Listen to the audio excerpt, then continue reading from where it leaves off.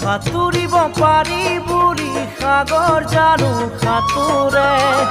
পাহৰিব পাৰি বুঢ়ী মৰম জানো পাহৰে কাৰোবাৰ কথা শুনি পাহৰি যাবাৰে অতীতৰ দিয়া মৰম